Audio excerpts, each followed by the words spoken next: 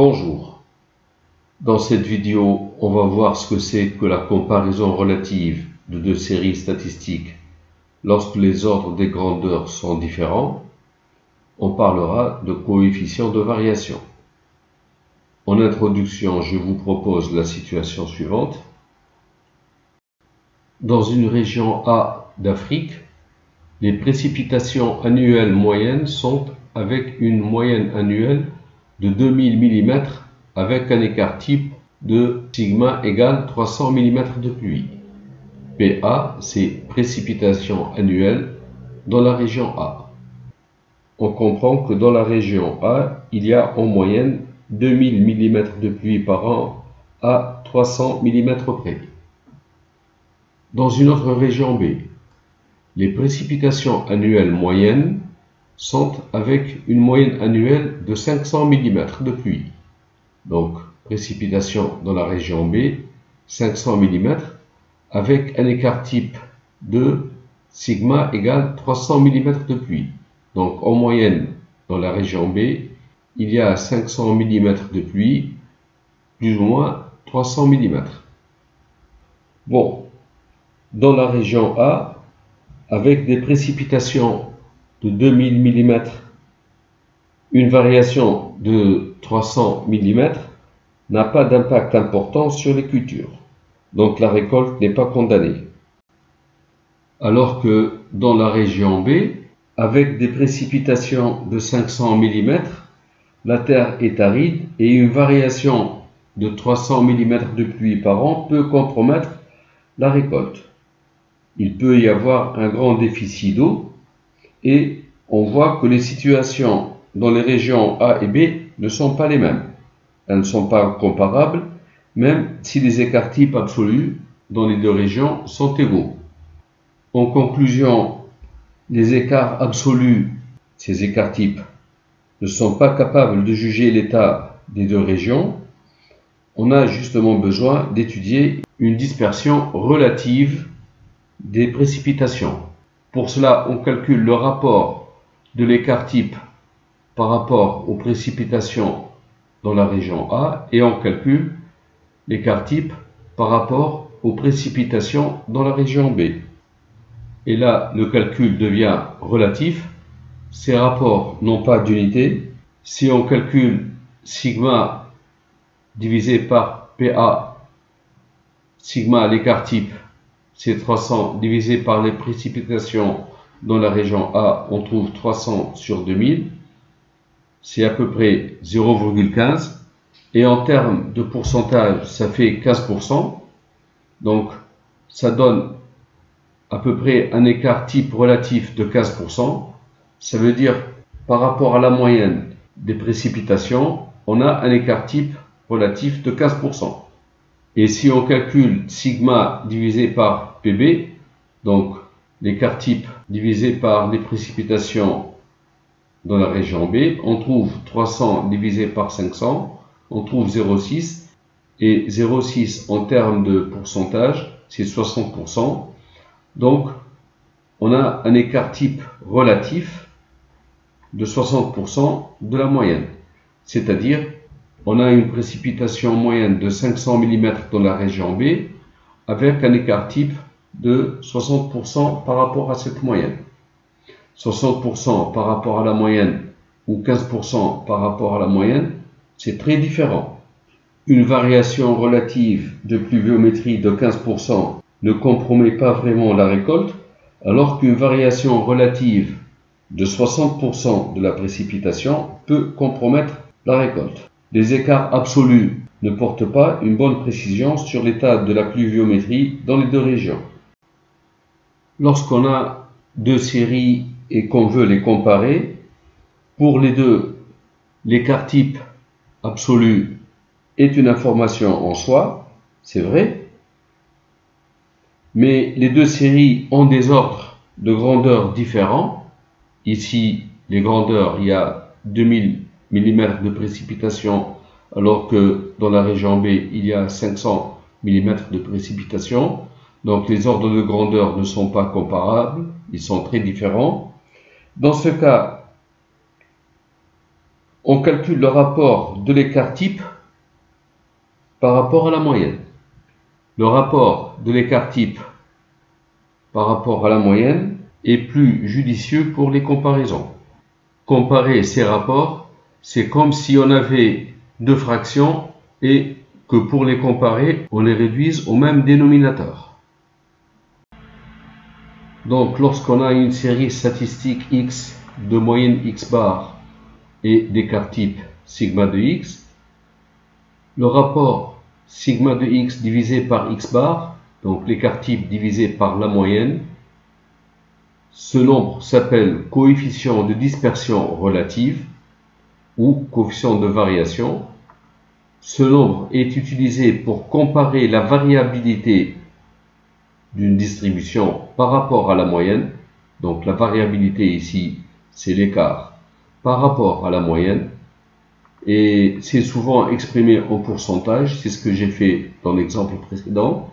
Et ceci permet de normaliser, j'ai parlé de réduire au même dénominateur, au lieu d'avoir des valeurs d'ordre différent, on les normalise en comparant les rapports.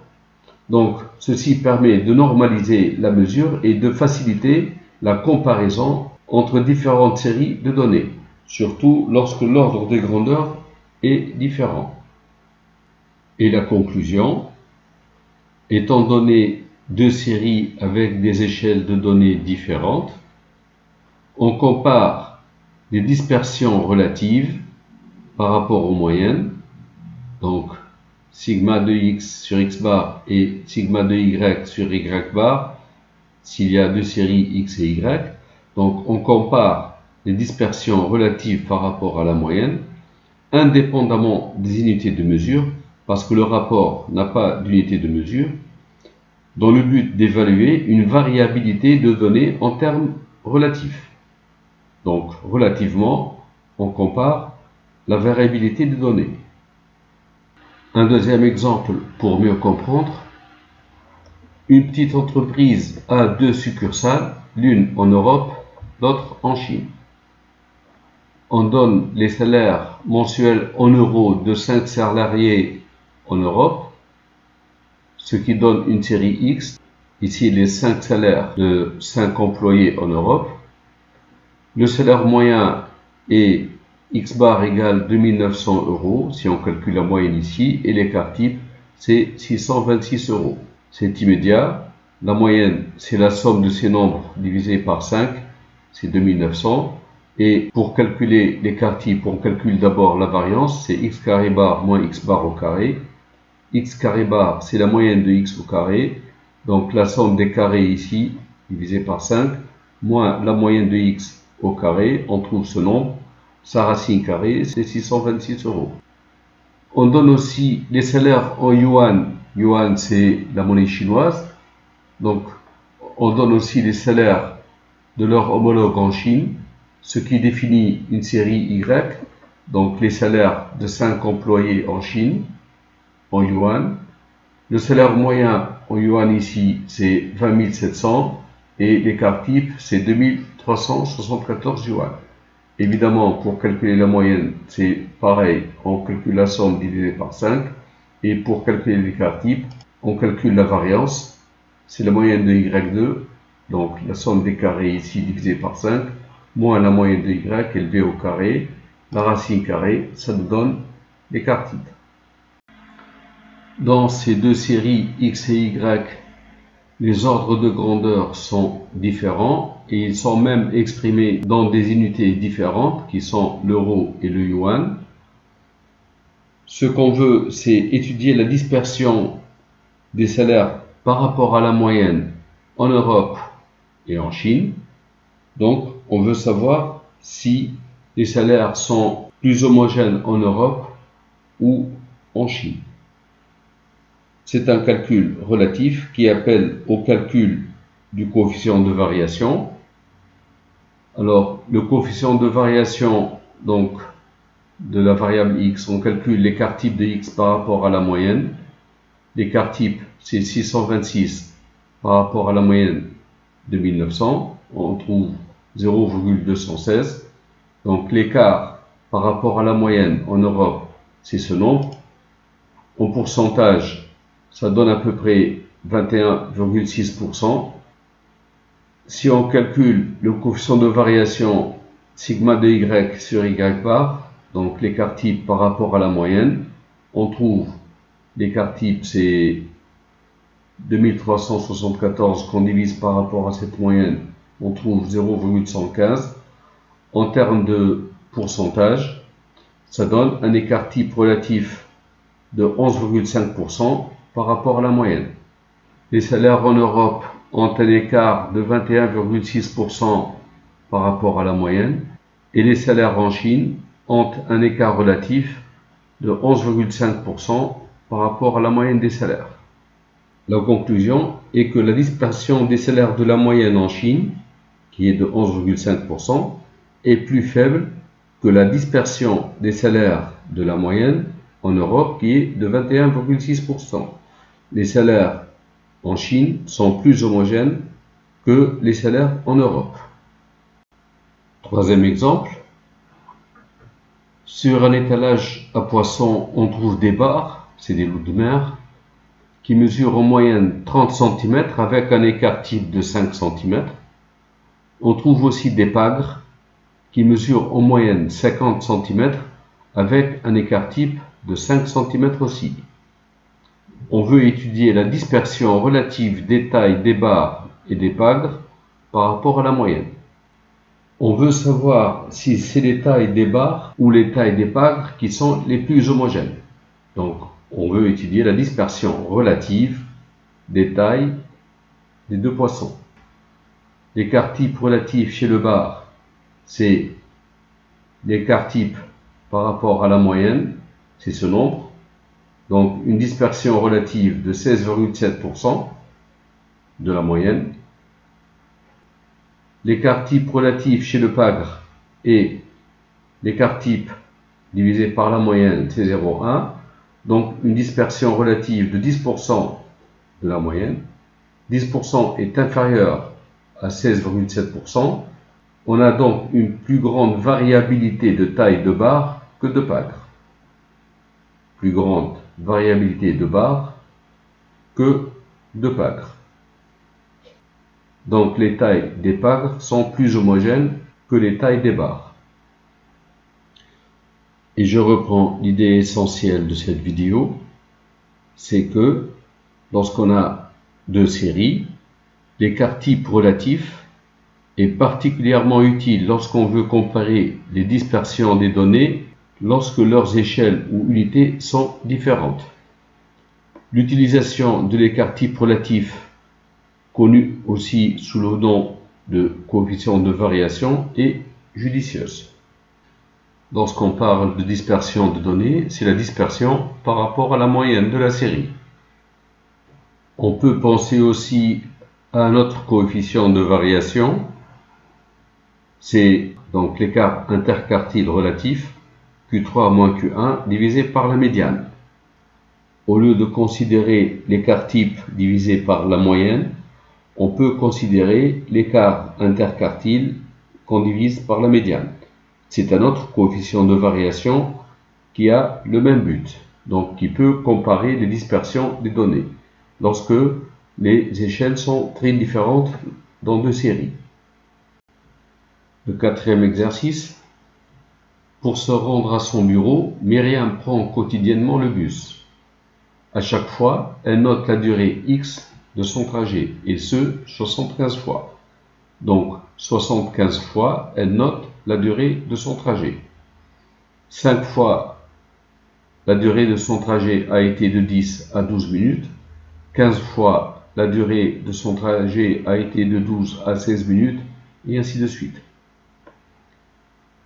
Pour se rendre à son bureau, Cyrine, qui habite la banlieue, prend le train. À chaque fois, elle note la durée Y de son trajet, et ce, 72 fois. On obtient ce tableau. Donc, cette fois, la durée de son trajet a été de 35 à 40 minutes. 12 fois, la durée du trajet a été de 40 à 46 minutes, et ainsi de suite. Ce qu'on veut savoir, c'est lequel des deux transports est le plus perturbé. le plus perturbé veut dire dont la variation du temps du trajet est plus grande par rapport à la durée moyenne du trajet. Le transport est perturbé lorsqu'on n'est pas certain du temps moyen du trajet. On va donc, pour chacune de ces deux séries, calculer le coefficient de variation, donc l'écart type relatif, et puis on va les comparer. Pour la première série, pour calculer la moyenne, donc on va prendre pour chaque classe de caractères ici, on va prendre la valeur centrale, et on calcule la moyenne. X bar, c'est la somme des valeurs centrales fois l'effectif divisé par l'effectif total. On trouve 21,2. Donc le temps moyen, c'est 21,2. On calcule la variance de x, c'est x carré bar moins x bar carré. Donc c'est 11 au carré fois 5, plus 14 au carré fois 15, jusqu'à 45 au carré fois 4, divisé par l'effectif total, donc divisé par 75, moins la moyenne au carré. On trouve 57,58. L'écart type, c'est la racine carrée, c'est 7,6. Donc, la moyenne est x bar égale 21,2. L'écart type, c'est 7,6. L'écart type relatif, ou coefficient de variation, c'est sigma de x sur x bar. Donc, l'écart type absolu divisé par la moyenne. Donc, c'est 7,6 divisé par 21,2. On trouve 0,36. De même, pour calculer l'écart type relatif de la série Y, on calcule les valeurs centrales ici. Donc, 35 plus 40 divisé par 2, c'est 37,5, etc. On calcule Y bar. Donc, c'est 37,5 multiplié par 7 jusqu'à 70 fois 10 divisé par l'effectif total 72, c'est 51,7. C'est le temps moyen du train. La variance, c'est y carré bar moins y bar carré. Donc, le calcul classique nous donne 85,9. Et l'écart type, c'est la racine de la variance, c'est 9,3. Donc, la moyenne de y, c'est-à-dire le temps moyen d'attente, c'est 51,7 minutes, avec un écart type de 9,3. L'écart type relatif ou le coefficient de variation, c'est l'écart type absolu divisé par la moyenne. Donc 9,3 divisé par 51,7, c'est 0,18. La dispersion relative par rapport à la moyenne du trajet de Myriam, qui est égal à 0,36, est supérieure à celui de Cyrine, qui est 0,18. Donc le trajet de Myriam est le plus perturbé, donc le plus instable. Le trajet moyen de Myriam dure 21 minutes, avec un écart relatif moyen de 36%, alors que le trajet moyen de Cyrine est de 51,7 minutes, avec un écart relatif moyen de 18%. Donc l'écart de 36% est supérieur à un écart de trajet de 18%. Pour cette même comparaison entre ces deux séries, je propose d'utiliser le second coefficient de variation qui est l'écart interquartile relatif. Pour chacune de ces deux séries, je calcule l'écart interquartile que je divise par la médiane et je compare. Pour chacune de ces classes de caractères, je commence par calculer la fréquence. La fréquence, c'est l'effectif de chaque classe divisé par l'effectif total. Donc la fréquence de la classe 10-12, c'est 5 divisé par 75, on trouve 0,066 et ainsi de suite. Puis les fréquences cumulées croissantes, donc ici c'est 0,066, puis ce nombre auquel j'ajoute 0,2, je trouve ce nombre-là, auquel j'ajoute 0,213, etc.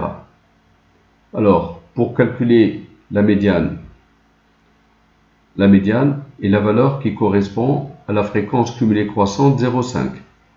la fréquence cumulée croissante 0,5. Alors 0,5 on trouve c'est entre 0,48 et 0,76. À la valeur 20 on associe une fréquence cumulée croissante de 0,48. À la valeur 25 on associe une fréquence cumulée croissante 0,76. À la médiane on associe une fréquence cumulée croissante 0,5. Par interpolation linéaire, on trouve la médiane qui est 20,04. Pour le premier quartile Q1, c'est la valeur qui correspond à une fréquence cumulée croissante de 0,25. Alors 0,25 c'est entre cette valeur et cette valeur. La valeur 12, on lui associe une fréquence cumulée croissante de 0,066.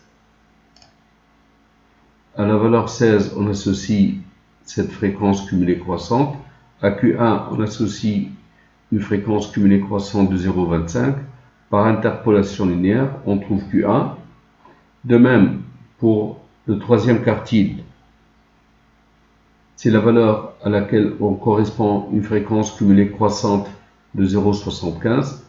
0,75, c'est entre 0,48 et 0,76. À la valeur 20, on associe une fréquence cumulée croissante de 0,48. À la valeur 25, une fréquence cumulée croissante de 0,76.